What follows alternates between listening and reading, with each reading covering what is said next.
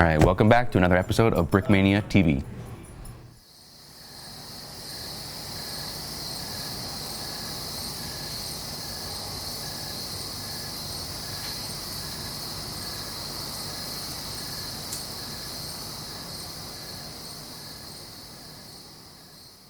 Hey Landon, what do you got there? I don't know.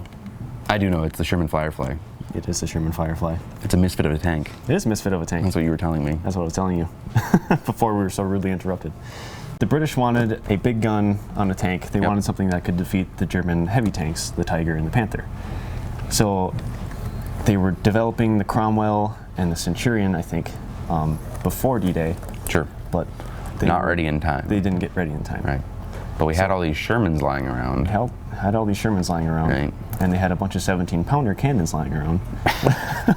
But they had to do some drastic modifications to the 17-pounder cannon to fit it inside the hull, or the turret of the Sherman. Sure. So some things they had to do was remove the radio from inside the turret and place it in an armored box in the back of the turret. Because of the recoil of the gun was so long, I think it was like a meter long of recoil. Wow. Because the shells are so long. Mm-hmm. But this was the gun that could actually take on a Tiger at range, at normal right. At tank range. A comparable range. Yeah, comparable range. Cool. And it could penetrate the most armor of any gun at the time. Right. Of any tank. Yeah. Right. Like a front shot on a Tiger, this thing could do it. Yep. Wow. Yep. That's cool. It had a lot of penetrating power. Right. They nicknamed it the Firefly because the flash from the muzzle was so bright. I mean, sure. They would have momentary blindness. Yeah. They'd have to close their eyes when they fired, which made it very difficult when you're shooting at a tank and then you have to close your eyes when firing and then you miss. Oh, did I hit it? Did I miss it? Right. You know.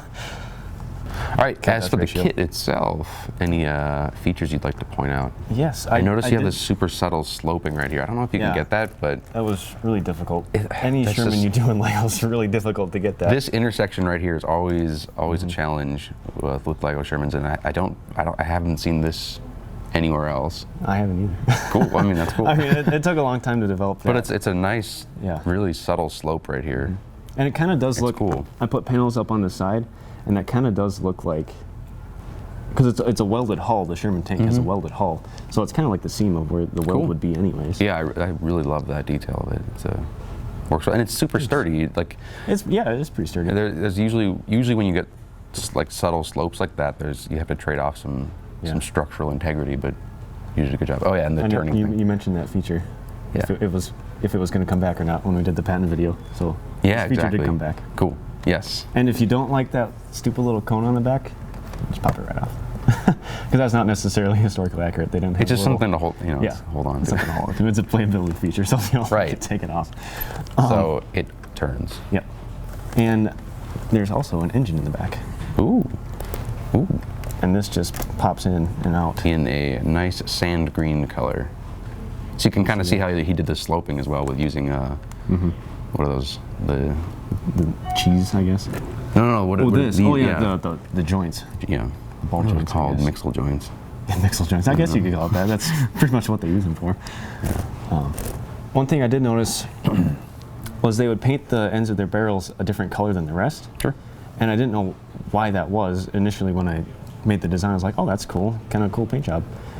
But in reality, they would paint the end of the barrel a different color, like a camouflage, much like you'd find on an So they airplane. wouldn't know that it's a so bigger they wouldn't tank. know it's a bigger tank. Because the Germans figured out that, hey, these Shermans have bigger guns and they're killing our heavy tanks.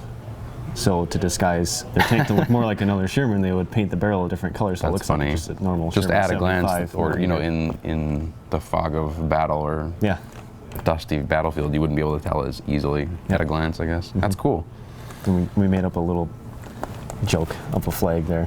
Yitzy had the idea. No, that was real. They actually did that. Oh yeah, you're right. That was real. That was a most historically accurate feature on this. So yeah, there's a sticker sheet, as you can see, with the bang. Bang, yeah. And then there's a triangle, a star, and another star on the back. So, and the front, and the front.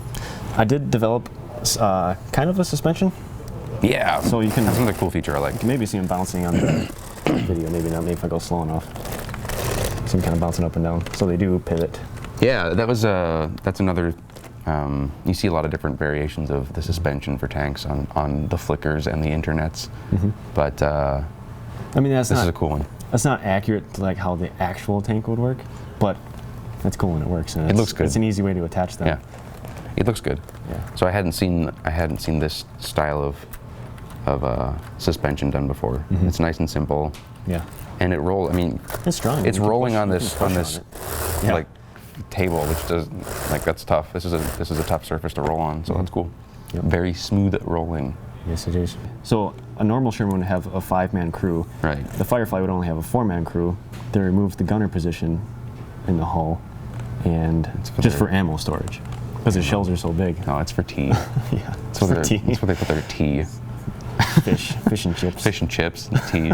All right, that is the episode of Brickmania TV. For more information, right, that's the word, check out brickmania.com and be sure to like and subscribe to our YouTube channel. Oh yeah, this does come off, in case you don't want that on there. Yeah, that's not... Obviously, it's not like structural. There's actually most of these parts do come off this tank. Why are you taking apart my tank? There you go. Sneaking around. How does this go on? No, that's a radio. Yeah, it shoots radios, dude. It's cool. I just made your tank way better.